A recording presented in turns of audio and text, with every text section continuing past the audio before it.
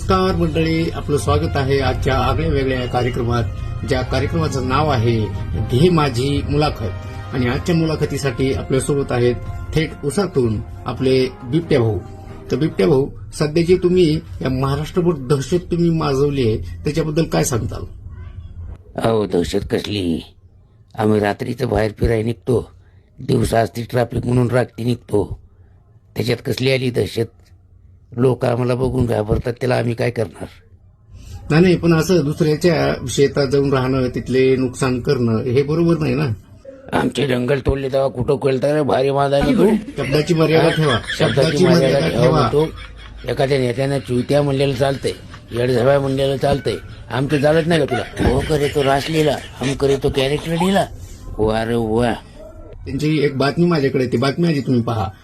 आणि यातच आता चक्क गावात बिबट्या येतो, त्यामुळे संबंधित गावातला मुलगा नको असं म्हणायची वेळ शिरूरकरांवर आली. आता सांगा, असं जर तुमच्यामुळं जर मुलांचे लग्न मोडत असतील तर काय उपयोग आहे? मग आधीच तर कुठं भेटणं झाली, तिथे भेटायला तिथे ते तुमच्या नावावर घेऊन मुली द्यायला तयार नाहीयेत, ते तुमची दहशत तिथं असल्यामुळे. तर यावर पण काहीतरी विचार करावा लागेल ना. माझी महाराष्ट्रातील तमाम जनतेला हात जोडून नम्र विनंती आहे की लग्नाच्या मामल्यात आमचं नाव बदनाम करू नका.